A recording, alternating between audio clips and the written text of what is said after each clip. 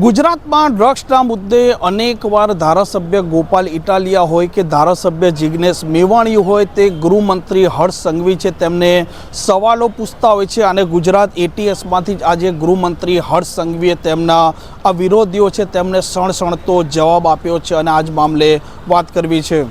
વૈષ્ણવજન તો તેને કહીએ જે પીડ પરાઈ જાનાને રે।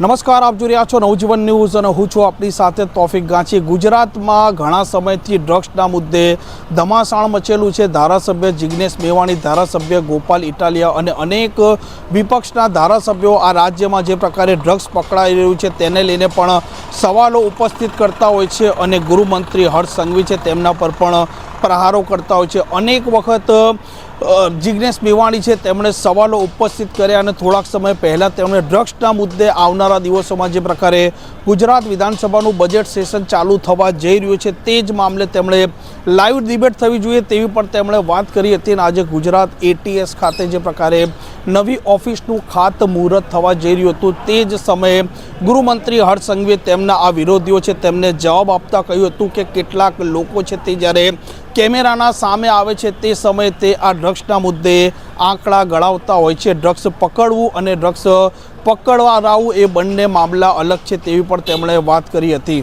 અને આ જ મામલે તેમણે જવાબ આપ્યો છે।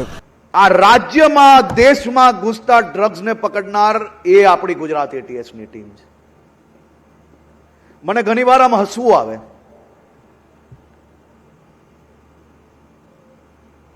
અનેક લોકો રાજનીતિક ટીકા ટિપ્પણી થાય એ રાજનીતિનો ભાગ છે, પરંતુ અનેક લોકો આમ ટીવીના પેલા કેમેરા દેખાય ને એટલે સૌથી પહેલા ગુજરાતમાં આટલું ડ્રગ્સ પકડાઈ ગયું। મારી તો અહીંયા બેઠેલા સૌ સિનિયર લોકો પાસે એટલી જ વિનંતી છે કે તમે સૌ લોકો તો અનુભવી લોકો છો। પકડવા જનાર આપણા અધિકારી કે આપણા જવાનોનું મનોબળ તોડતી વાતોને સાચા અર્થમાં જવાબ આપવાની જવાબદારી બી તમારા જ સૌ લોકોની છે। પકડવા માટે અહીંયા બેઠેલા એક એક અધિકારી કે જવાનોને જઈને પૂછજો કેટલા લોકોએ પોતાના પરિવાર જોડે દિવાળીનો ત્યાગ કર્યો। આ મારી ગુજરાત એટીએસના કેટલાય લોકોએ પોતાના દીકરા દીકરીના જન્મદિવસ ચાલુ હશે અને કાર્યક્રમ છોડીને આપણા રાજ્યમાં ડ્રગ્સ આવતા અટકાવવાનું કામ કર્યું।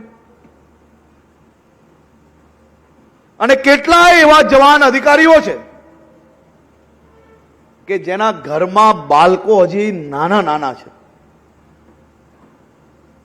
એવા અધિકારીઓએ કેટલા લોકોએ ગોળીઓનો સામનો કરીને રાત દિવસ એક કરીને આ રાજ્યમાં ડ્રગ્સ આવતું અટકાવવાનું કામગીરી કરી।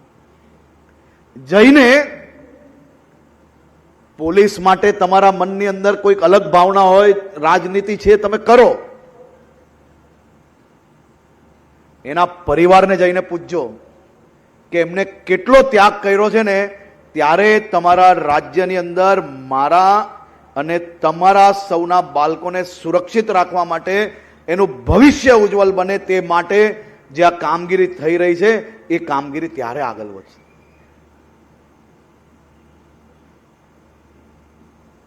ક્યારેય કોઈ એવું વિચાર્યું છે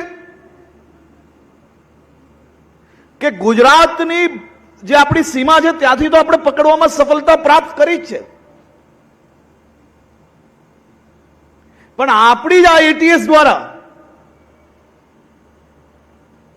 બંગાળના પોર્ટ પરથી બી ડ્રગ્સ પકડ્યું છે, પંજાબની જેલમાંથી બી નેટવર્ક પર્દાફાશ કર્યું છે, મહારાષ્ટ્ર, ઉત્તર પ્રદેશ, મધ્યપ્રદેશ, રાજસ્થાન, અલગ અલગ 14 થી વધારે રાજ્યોની અંદરથી ડ્રગ્સની ચાલતી ફેક્ટરીઓ, એના મોડેસ ઓપરેન્ડી, એના મોટા નેટવર્ક ધરાવતા લોકો, આવા અનેક લોકોને પકડવાની કામગીરી એ આપણી ગુજરાત એટીએસ દ્વારા, ગુજરાત પોલીસ દ્વારા કરવામાં આવી છે સાહેબ.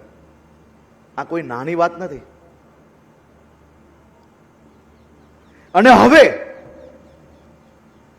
એટીએસની કામગીરી કરી, ગુજરાત પોલીસે મોટા પ્રમાણમાં આવતા ડ્રગ્સને બોર્ડરો પરથી રોકવાની કામગીરી કરી.